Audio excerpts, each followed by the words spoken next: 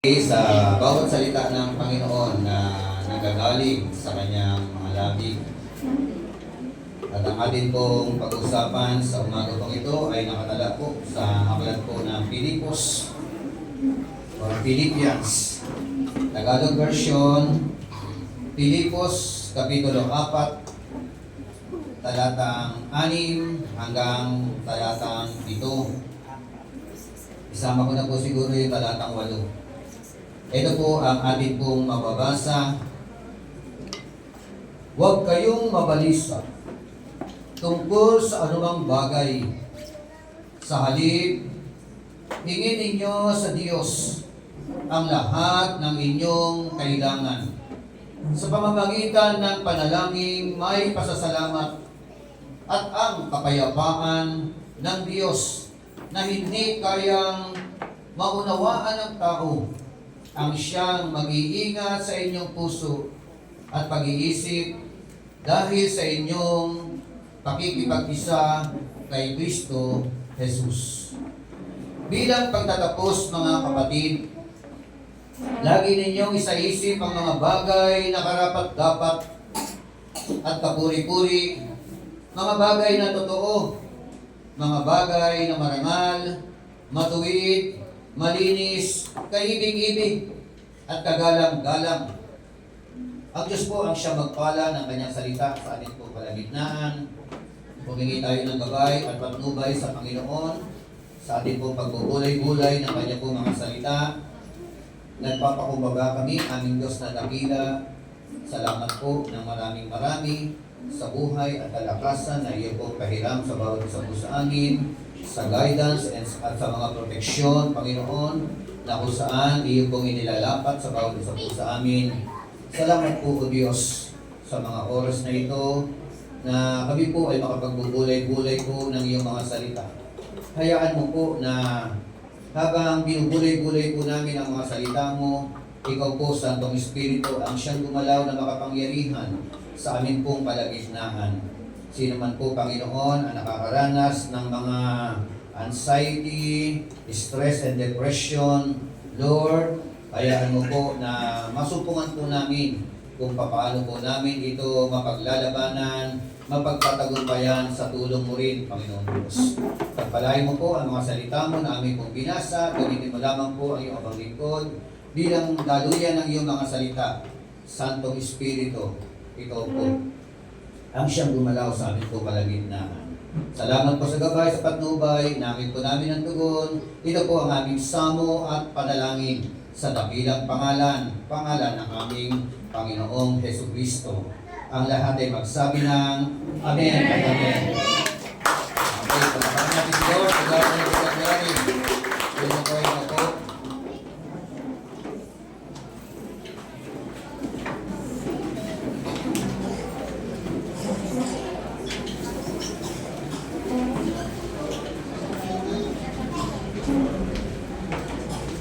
Overcoming anxiety, stress, and depression. Kanina, parang gusto ko ilagay na lang overcoming depression. Pero gusto ko pong makakalaman po natin kung ano-ano po mga kahulugan nito.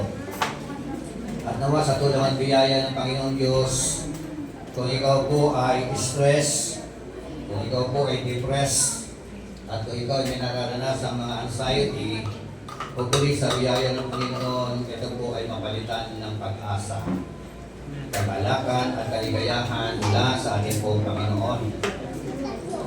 Ang English version, ito po yung sinasabi, don't worry about anything. Instead, pray about everything. Tell God what you need and thank Him for all what He has done. Then, verse 7, you will experience God's peace which exceeds anything we can understand as you live in Christ Jesus. Overcoming depression, overcoming anxiety, overcoming stress. So, tinignan ko po, sabi po, ang kahulugan po sa Tagalog ng anxiety, para bang pagtagumpayan po natin itong anxiety, pronunciation ito? Anxiety. Tama, anxiety. Kasi kung napagtagumpayan natin yung anxiety, magkakaroon po tayo ng karanasan yung sinasabing ang saya, te. Kasi niyo ba yun? Instead ng anxiety, ang saya, te. Diba? Kasi iba yun. Okay, kasi po ang anxiety, ito raw po yung lagi mong iniisip ang mangyayari sa hinaharap. That is anxiety. Ito na. Lagi mo lang iniisip yung mangyayari sa hinaharap. No? Lagi mong iniisip yung the big one. Sino lagi iniisip yung gano'n? Di ba? Lagi mong iniisip yung mga katatakutan. Baka ganito, baka gano'n. Di ba? Isip ka ng isip. To the point na kaiisip mo, naburyong na yung isip mo. Di ba? Nawala ka na sa wisyo. Meaning to say, hindi ka na makagalaw. Takot kang lumabas. Takot kang magpunta sa mga buildings.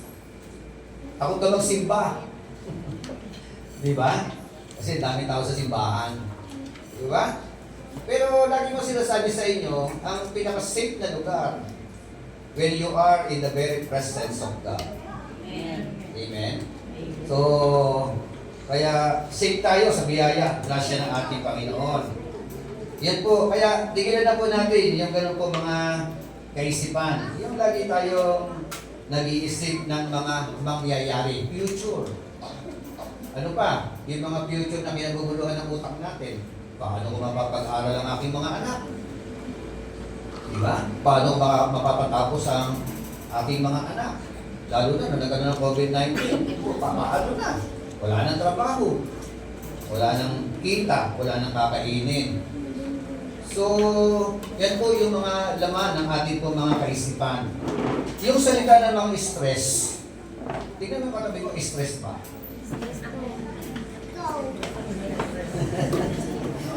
Yung stress, lagi mong iniisip ang nangyayari sa kasalukuyan.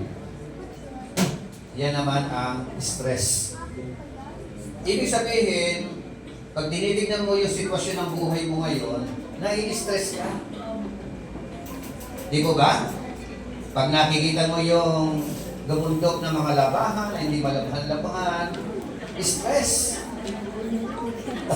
Tama ba? Kaya stress eh. Tapos pag nakikita mo yung asawa mo na lagi na lang lasing,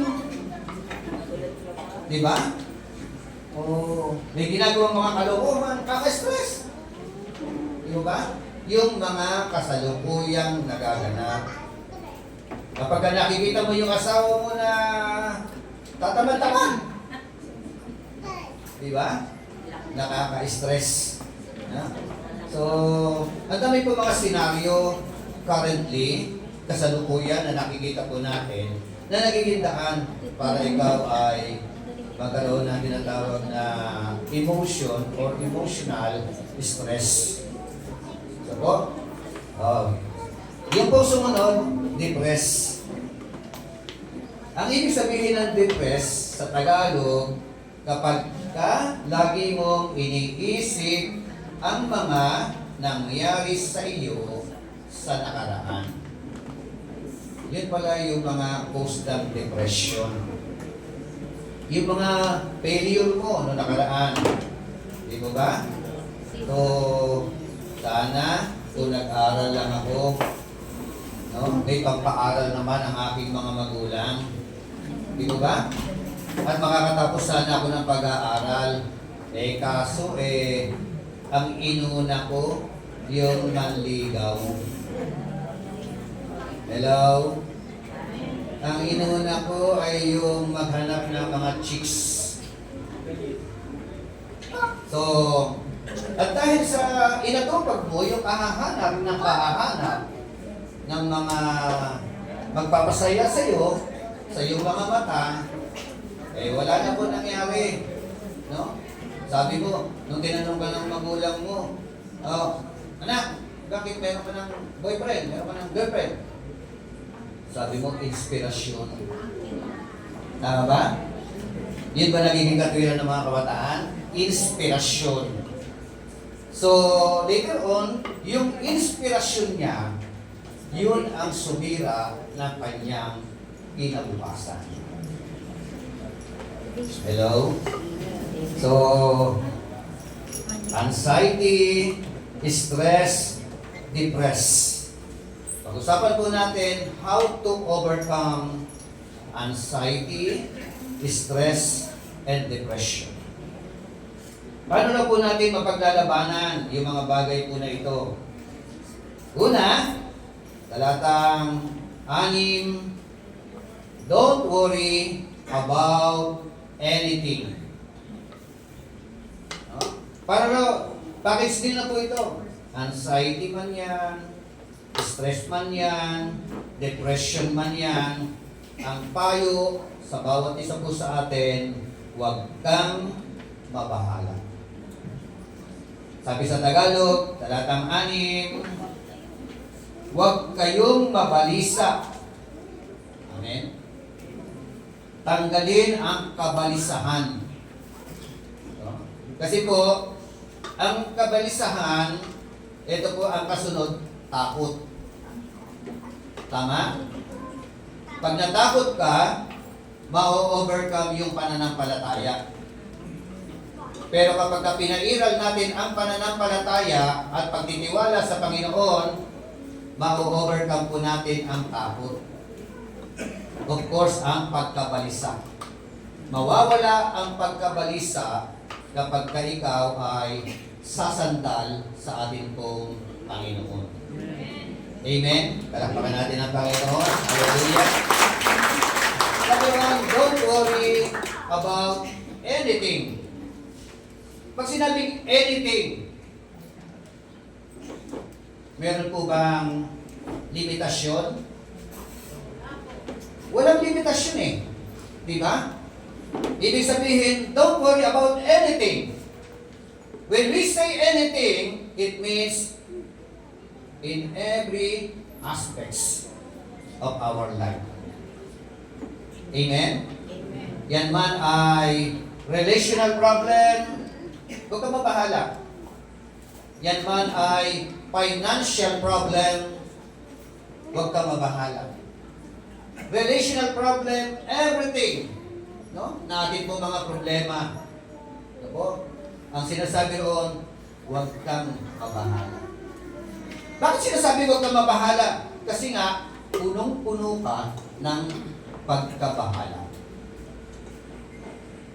Yun ang kailangan mong overcome. Ang tendency, natatakot ka na kaagad. Nababahala ka na kaagad.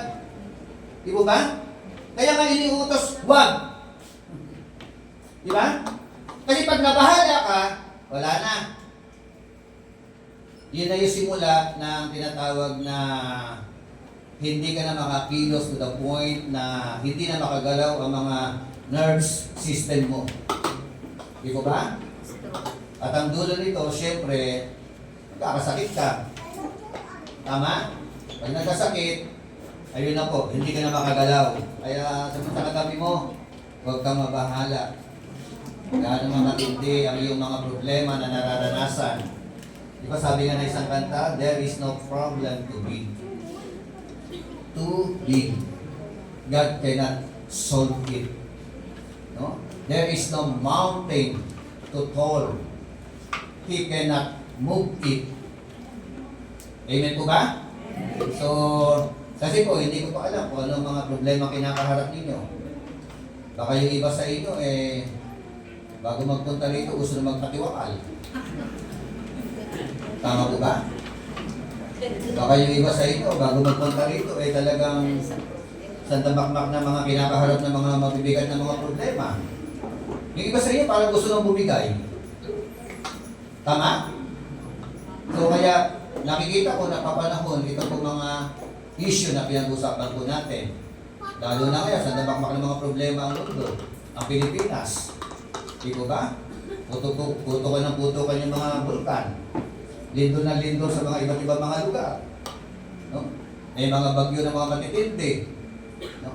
So, ang dami mga nakakatakot na po pwede makapagparalisa sa bawat isa po sa atin. Amen? O, halimbawa, current situation mo, may nararamdaman ka sa katawan mo. Ano yung tawag doon? Current situation. No? May nararamdaman ka, medyo may konting tibok sa puso mo, natakot ka na kaagad. Di mo ba? Iniisip mo, meron siguro ako sakit sa puso. Advance ka agad eh, yung utak natin. Sumakit ang ulo natin, may tumor na. Di mo ba? Parang na. Yung mga ganyang kaisipan ay mga kakulangan ng pananampalataya sa ating pong Panginoon. Amen? Okay. Anything means comprehensive. Don't worry about any at all. Amen? Kung ang problema mo, pag-aaral mo, God will provide. Amen? Kung yung problema mo ay ang asawa mo, kayang ayusin ng Panginoon yung asawa mo na yan. No? Sa isang banda naman, siguro, ikaw din ang unang gustong ayusin ng Panginoon. Amen po ba? So, yung approach natin kay asawa, baka man mali. Gusto natin mag-born again ang asawa natin, pero nung ina-approach natin, di ba? Iba yung ating trato. Di ba? Pag lasing, anong ginagawa mo? Di ba? Umuwi lasing, ano gagawin mo? Mura rito, katakot-takot. Di mo nung ka. Walang kwenta ang tao ka. Kaya ulo ka. Yung ganun ba? Sabihin ko sa asawa mo. Sa halip na magtiplak, magpakulo ka ng mainit na tubig. Ilamusan mo siya. Di mo bubuhusan na. Ilamusan mo siya. Bring mo. Di ba? So, di nagulat siya. Ay, ako. Okay. No exception, no limitations. Yan ang pangako ng Panginoon. Ang sabi niya, don't worry about anything. Kaya nung tinanong ko si Bartimeo, Bartimeo, anong gusto mong gawin ko sa iyo? Amen? What do you want me to do for you? Open. Di ba? So, bakit ganun ka-open ang tanong ng Panginoon? Kasi po, hindi po kayang limitahan ang kapangyarihan ng Diyos, ang magagawa ng Diyos sa buhay ng bawat isa sa atin. Amen.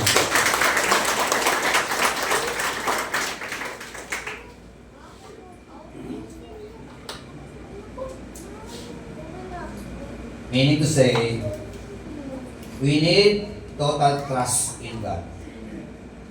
Amen? You need. I need. Total trust. Hindi po yung kalahating pagtitiwala. Buong pagtitiwala. Amen? At ang ipagkakatiwala mo, buong buhay mo. Amen? Pag ginawa natin yung mga bagay na yan, ang Diyos ay buong gagalaw at kikilos at ipaparamdam sa iyo na siya ay makapangyarihan sa lahat, higit na makapangyarihan sa mga problemang kinakaharap mo. Amen po ba? Amen. This verse encourages believers to bring their concerns to God in prayer, rather than letting anxiety consume them. Rather than letting stress consume them. Depression consume them. Amen?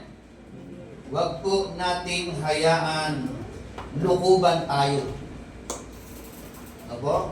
Pagharian tayo ng tinatawag na stress. Amen? Depression. Huwag po natin hayaan na mangyari yung mga bagay po na ito. So, leading ko, sabi nga, this verse encourage believers to bring their concerns to God in prayer rather than letting anxiety consume them. So, sabi nga po ng survey, anxiety and depression is growing concern in the Philippines. Rapidly growing. Ano po? According to MSDS, ang MSDS, moderate to severe depressive symptoms among Filipino youth. No? Among Filipino youth. Age of 15 hanggang 24. So, ito po ay nag-double. No? Double more than 9.6% noong 2013 to become 20.9% noong 2021. No? Lalo palang apektado yung pong mga youth. Apo? Dami nagpapakamatay ng mga youth because of stress, because of anxiety, and because of depression. Sabi nga ng World Health Organization, depression, anxiety affects over 264 million people worldwide. Amen? Hindi ko alam kung kayo po ay sobrang apektado na rin ng mga bagay na ito. At ako'y naniniwala ay napapanahon ko ito. Lalo sa atin po kapanahunan.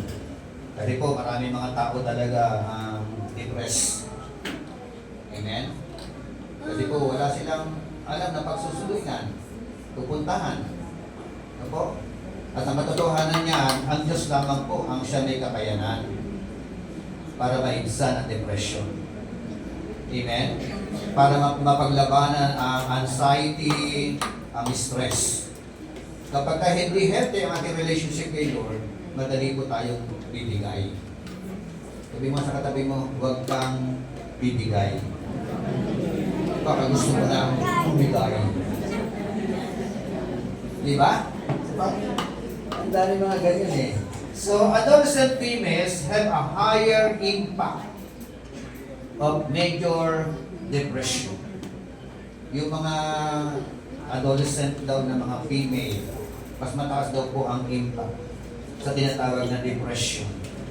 So, sabi nga 29.2% compared to adolescent males.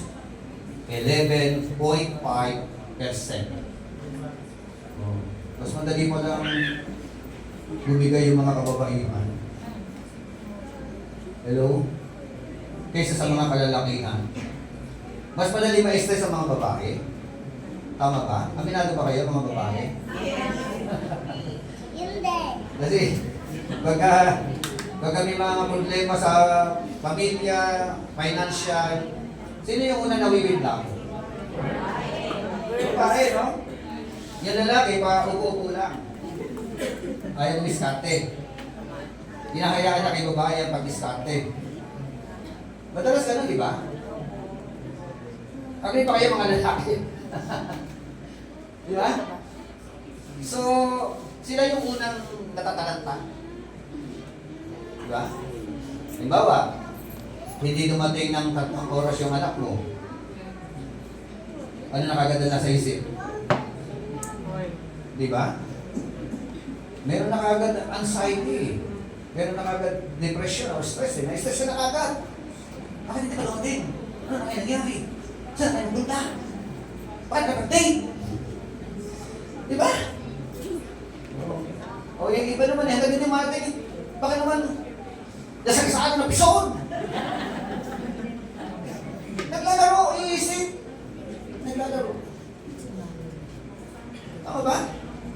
Kaya marami po mga babae, hindi makatulog. Tama?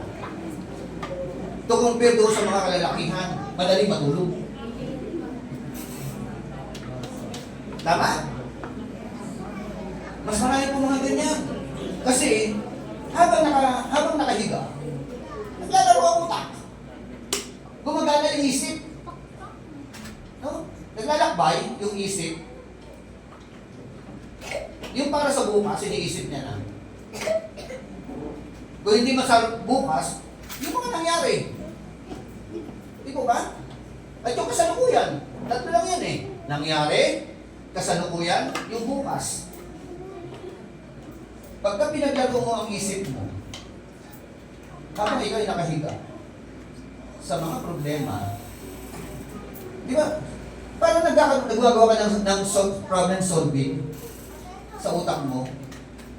Yung solusyon, sa utak mo lang yun. Di mo ba? Pero, dahil na nag-iisip, umaga na pala, gising ka pa. Tama? So, yan po ay dapat po natin mapaglabanan. Amen? Mapaglabanan sa tulong at biyaya at grasya ng ating Panginoon Diyos. Kaya, mabuti na lamang lalaki tayo. Ako lalaki. Ang mga lalaki, madali matulog eh. Ako personal, madali ako matulog. Kahit may problema pa. Di ko ba? So, another sabi, adult age from 18 to 24 are more likely to seriously committed suicide. Hello. Seriously committed suicide. Yan po. Ang panahon natin ngayon ay higit na malala. Yung millennial ay higit na malala. Ano po? Gusto ko lang pong basahin yung mga prominent na mga tao na maaga namatay dahil sa mga pagsusuicide. Una po si Robin Williams. Namatay po siya noong 2014. He was an American actor and comedian, died by hanging because of depression and anxiety. No, yan pa si Ricky Hatton. Ito yung bago. Diba? Boksingero po siya, nakalaban ni Manny Pacquiao. Pinatulog ni Manny Pacquiao. No? Sabi nga, Ricky Hatton died by suicide. According to Foreign Sport told, he was former boxing world champion. Ricky Hatton was found hung at his home. 46 lang yan. Kapanganakan niya, October 6, 1978. So, namatay noong September 14, 2025. Ricky Hatton. At ang sabi po, ang naging cause ng depression niya nung siya po ay matalo kay Pacquiao. Nang knockout. Kasi nakakahiyan tao niya, knockout talaga, tulog talaga. From that very moment, nawala na po siya ng gana sa buhay. Diba?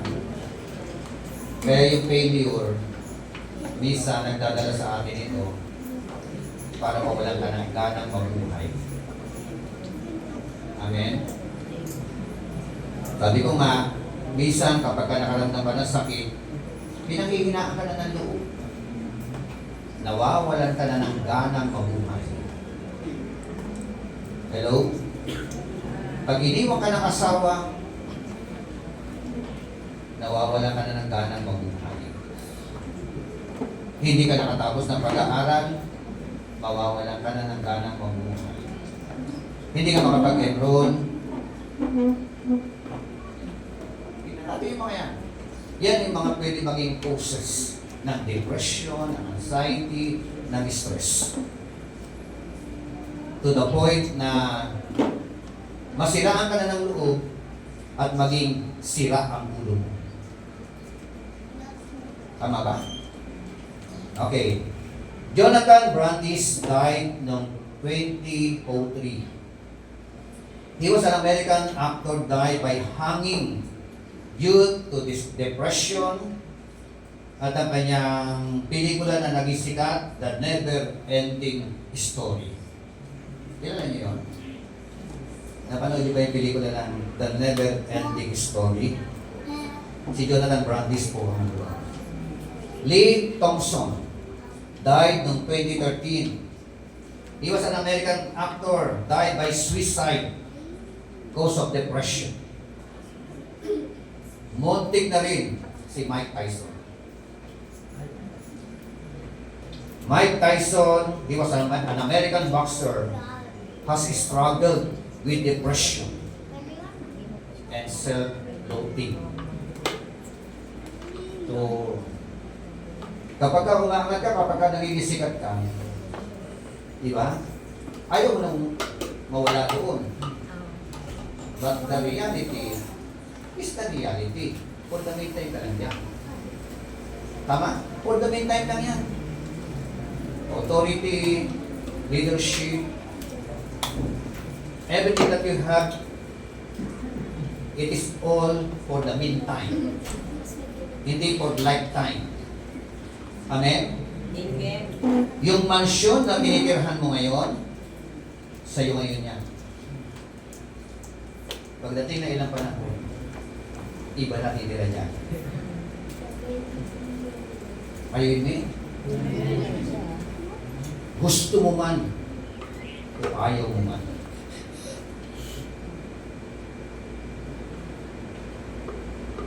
Even leadership. Ano ba liderato meron ka? For the meantime lang lahat yan. Kaya ka nagkakaroon ng stress, ayaw mo mawala. Tama? Ayaw mo ipagkatiwala sa Panginoon. Kahit yung asawa mo, for the meantime lang, kasama mo. Tama? Whether you like it or not. Anong pwedeng cause? Pwedeng struggle ang relationship. Sumakabilang bahay. Tama? Pwedeng sumakabilang buhay. Lahat for the meantime lang. Amen? Amen. Kilala niyo si Alfie Anito? Yung mga maputi ang buhok yan.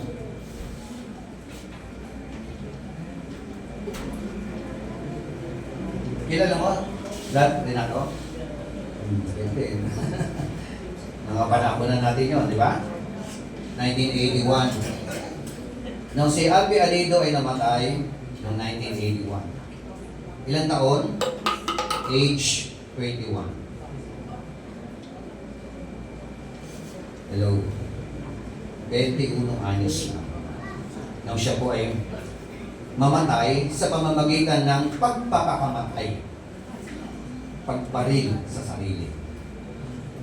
Kagwapo-gwapo nun. Hinahangaan yun noon. Sikat na sikat yun. Maraming pera yun. Hinahabol ng mga babae yun. Hinahabol din ng mga lalaki yun.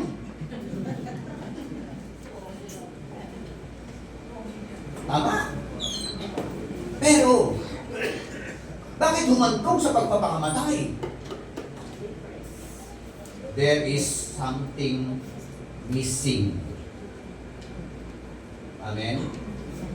Meron silang kulang sa kanilang mga buhay. Sino ba? Yung anak ni Miriam Defensor Santana. It was 2011. At the age of 22, shooting himself due to depression. Anong cause ng depression? ang cause ng depression, he was denied admitting to University of the Philippines. Gusto mag-aral. Nanay niya matalino. Diba? Nag-enroll sa University of the Philippines, hindi po nakapasa. So, hindi natanggap. Cause na naging depression. Okay? So, nagbanil din ito sa kanyang sarili. Maria Teresa Carlson. Si ako at si ikaw. Nakaraan niya ano? Diba? Parang Bisaya yun. Si ako at si ikaw. She was consuming silver fluid cause of depression. Using silver fluid. Uminom ng panlinis ng silver. At yun po ang naging cause ng kanya pong kamatayan noong 2001. Si Judge Martin Ocampo died noong 2009. Ang ugat from tumultuous marriage led to depression. Ano ibig sabihin? Tumultuous marriage relationship. Magulo ang kanyang buhay may asawa. Buhay pag-aasawa. At naging dahilan ng kanya pong pagpapakamatay. Alam niyo po, lalo na po ngayon yung mga ipinangarap ng 2020 pataas. Kahit 2010, iba po ang mga bata ngayon. Iba po ang mga kabataan ngayon. Ang mga kabataan ngayon, weak, personal, matatalino. Amen? Matatalino sila. Pero weak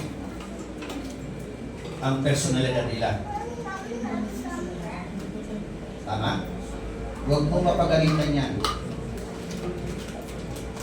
Huwag mo i-degrade yan. Huwag mo salitaan ng mga negatibo yan. Kung hindi, magpapakamatay.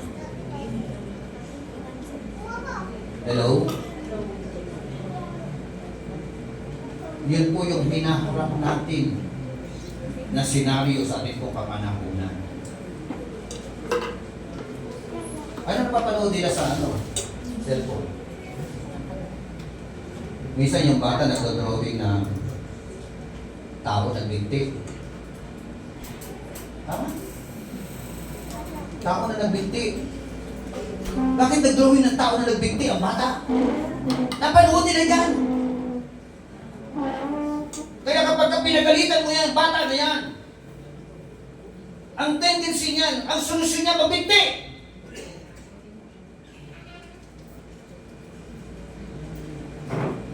Hello? Matindi ang gadget na ginagamit ng kaaway. Matindi po. Simple. Lahat may espiritu. Maglaro ng Roblox. Maglaro ng yung Peppa Pig. Ano ba? May kanta pa ito no? Ginamit ng kaaway upang yung mga bata sa ating pong kapanahunan, weak sila personality. Hindi katulad ng mga 70s, 60s, katulad ko 60s ako. Matitibay tayo sa pagsubok. Tama po ba? Matibay tayo sa pagsubok. Kung yung mga bata kayo, maranasan yung pagsubok na naranasan natin, baka patiwakal na kalat eh. Tama. Very weak sila. Kaya malaki po ang hamon sa atin ngayon para sa kanila. Paano natin sila pakikibagayan? Ang laro natin noon, tumbang preso. Takbuhan. Mataya-taya. Diba? Lusong baka, lusong lubi. Chinese garter. Physical. Ang lalakas nila, ang lalakas natin. Amen? Ang laro ng mga bata ngayon. Upo, nakaupo, nakaupo.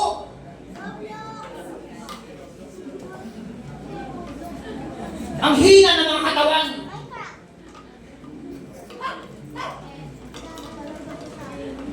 Diba? Kaya, kapag ka humarap sa mga pagsubok, nabalitaan nga lang sa lupat sa Quezon City Elementary. Nang-prostrate lang sa... Pinagalitan na ng guro, ha? Nag-suicide.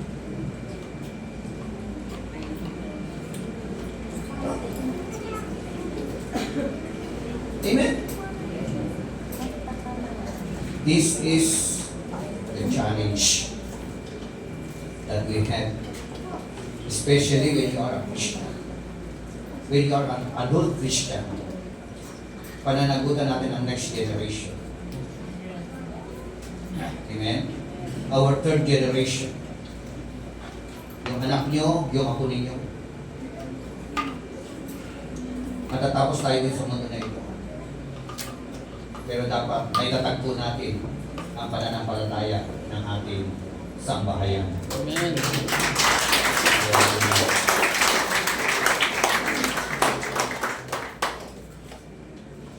Anong utos? Huwag mabalisa. Amen? Sabihin mo nga sa katabi mo, don't worry. Let be happy. Amen? Ang dali yan yung mga lukot sa inyong mga noo. Diba? Diba may mga picture tahilan? Wala pa? Yung picture, hindi mo pinuha? Hindi lang sa picture. Okay, pangalawa, believe in God. Sumampalataya sa Panginoon. Ano po mga tatlong bagay na ginagawa po ng may pananampalataya? What are the three things to do? Instead na mag-worry ka, instead na matakot ka. What? Una, pray about everything. Amen. Hindi sabi ko. Pray about everything. Ipanalangin mo. Ang alin? Lahat. Ano mang problema meron ka? Ang solusyon, panalangin. Amen. Hindi ang paglayo sa Diyos, kundi ang paglapit sa Diyos ang natatanging solusyon. Package deal na naman yan eh. Walang pinipiling problema. Amen? Pray about everything. Ano pa? Tell God what you need. Sabi po ng talatang 6, sabihin mo sa Kanya. Amen? Huwag mo sabihin kay Bumbay. Kaso nangyayari kay Bumbay ka agad eh. Tama ba? Kay tao ka agad eh. Kaya madalas mapapahiya ka lang pag sa tao ka lumapit. Hindi mo inuna ang Diyos. Anything ha? Anything. Financial man yan, relational man yan. Diba? Oo. Lahat ng uri. Ano mang problema meron ka?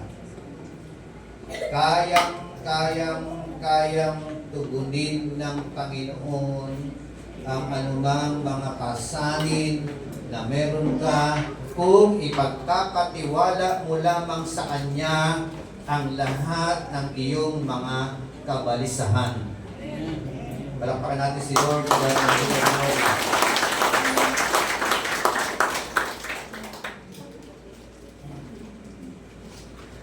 No exemption.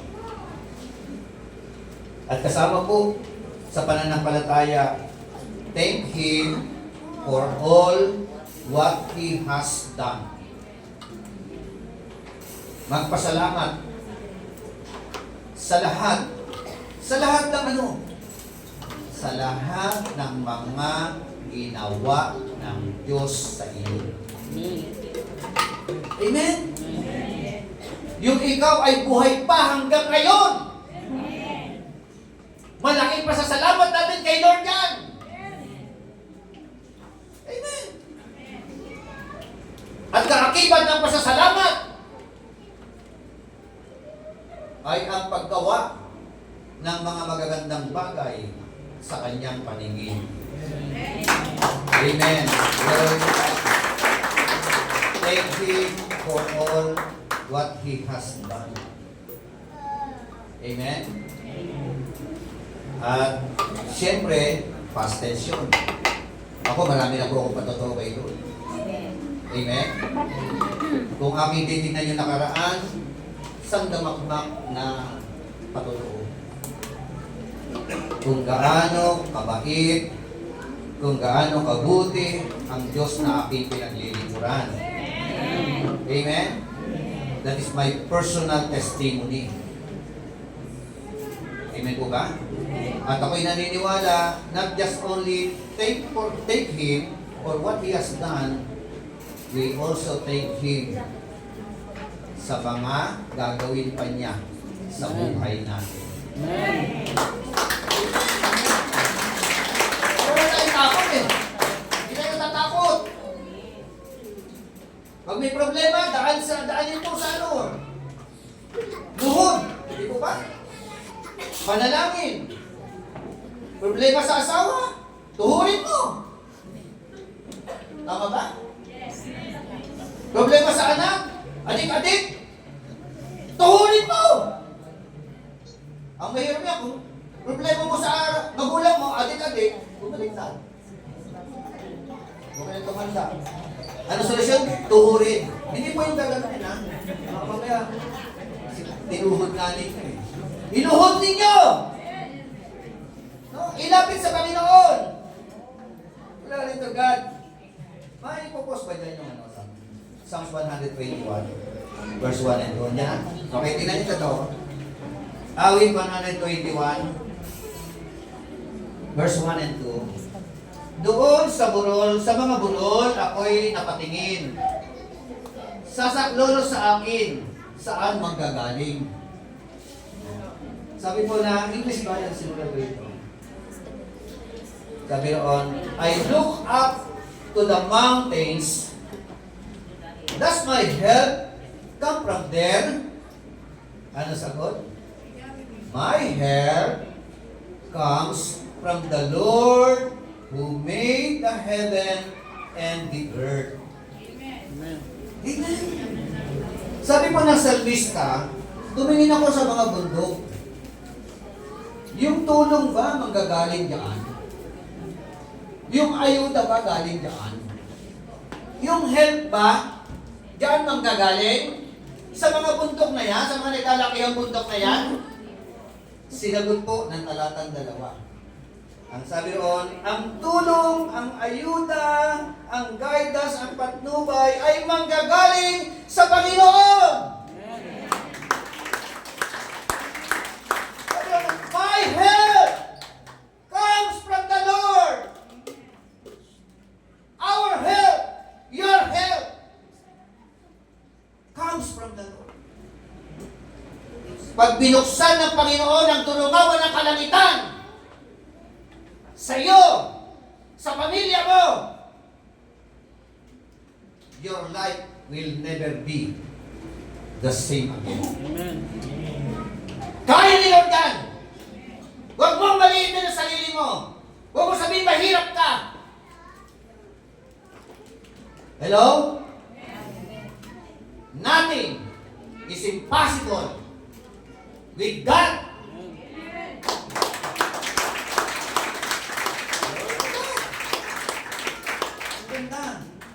Hindi sa bundok galing ang ayuda. Hindi galing sa bundok ang tulong. ay nanggagaling sa Diyos na siyang lumikha sa bawat isa sa atin. Lumikha ng bundok. Lumikha ng mga tao. Siya ang dapat po nating lapitan. Pagtiwalaan. Amen. Di ba hanggang natin matibay na sandigan? Yan yung ganyan galing yung matibay na sandigan. Psalms 121 verse 1 and 2. Amen? Believe in God. Balikan ko, panampalatandaan, nananampalataya ka kay Lord, naniniwala ka sa Kanya, nananalangin ka. No? Sinasabi mo sa Kanya ang iyong mga pangangailangan. Pinasasalamatan mo na siya sa lahat ng mga ginawa niya sa buhay mo. Sa gagawin pa niya at sa patuloy niyang gagawin sa buhay ng bawat isa sa atin. Amen? Kapag ganito ang ating attitude o pananaw, makakaranas po tayo ng kapayapaan ng ating mga puso. Amen? Peace of mind. We are all experience God's peace. Amen? Yan ang kailangan ng tao sa atin pong kapanahunan. Mga tao na punong-puno ng kagulumihanan. Mga tao na mga hindi alam kung saan po patungo ang kanilang mga buhay. Ang sabi po ng talatang 7, then you will experience God's peace. So we can understand His peace, and His peace will guard our hearts and our minds. Yan po ang kulang sa mga tao na nagpapakamatay. Amen. Yung peace of mind. Peace in our hearts. When the Lord our God dwell into their hearts, the hearts of every person, yung emptiness na yan, siya lamang po ang makakapulong. Amen. Hindi pera, hindi luxury car, hindi mansion, hindi yung pong mga farm na yan, hindi po yan. Yung mga nagpakamatay na ito, ubod ng yayaman ito. Tama? Mayayaman ito. But there is something missing into their hearts.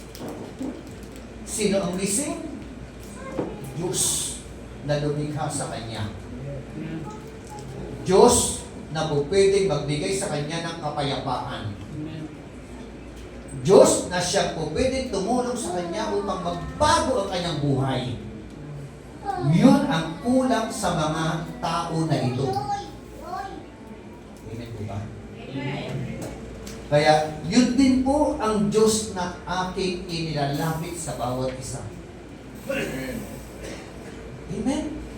Siya yung Diyos na nagsabi, ipagkatiwala mo sa akin ang lahat ng iyong kabalisahan sapagkat ako ang tumupukpok sa iyo. Sino may sabi? Si Kristo ang may sabi. Sabi niya sa mga tao, magsilapit kayo sa akin. Kayong lahat na mga nangapapagal at mga nabibigadang lukha at bibigyan ko kayo ng kapahingahan. Mag-aral kayo sa akin sapagkat ako'y mababang loob at makakasumpong kayo ng kapahingahan ng inyong utak, ng inyong puso, ng inyong emotion. Amen.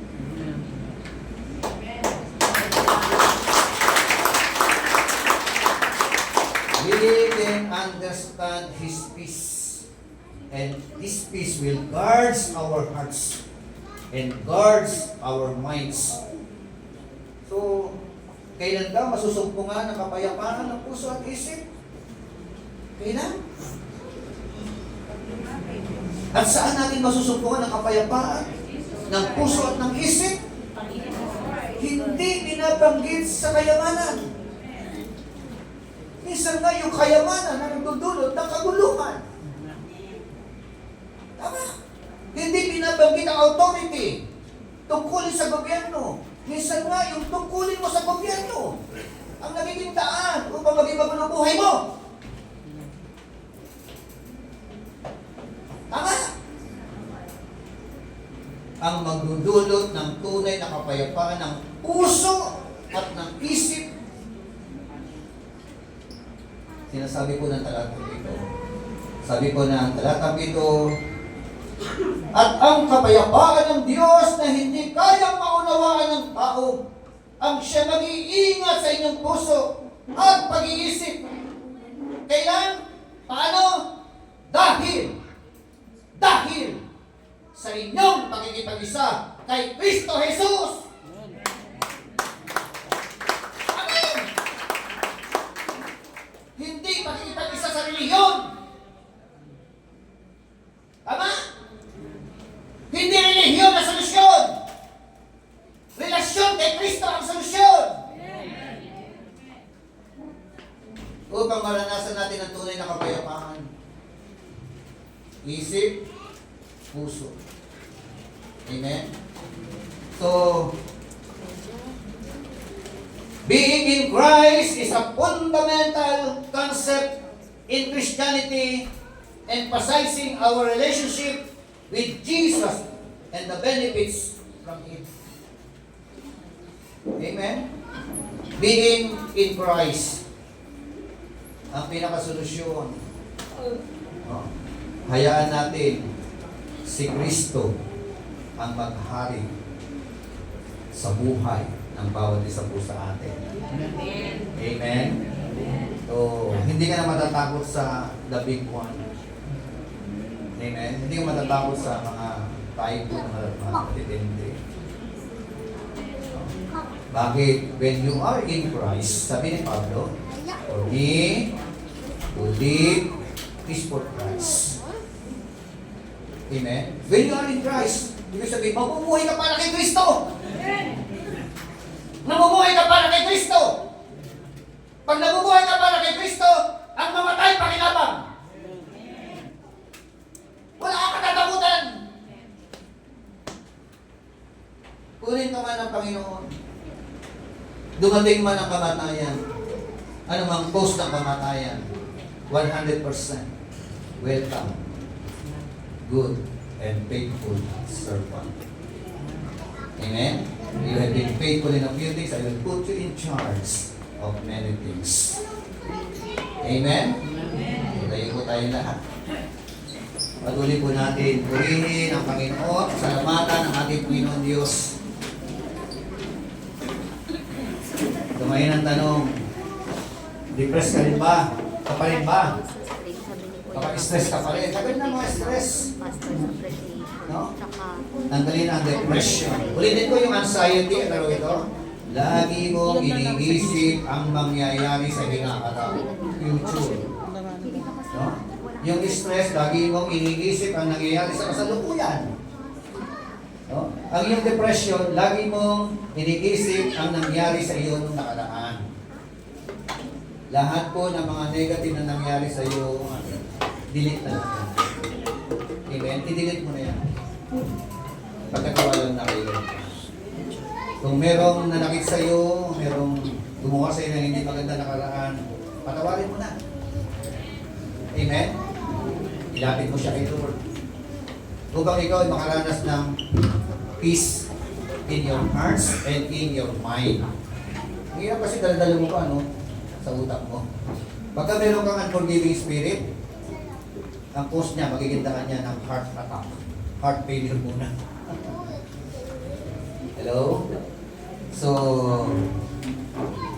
ano yung tatlong bagay na pinag-usapan natin? How to overcome anxiety, stress, and depression. Una, Don't worry about anything. Huwag mabalisa sa lahat ng bagay. Pangalawa, believe in God. At pangatlo, when you truly believe in God, you can experience of God's peace. Pero sa katabi mo, peace be with you. Peace be with you. Sabihin mo sa Kanya, and also with you. Amen.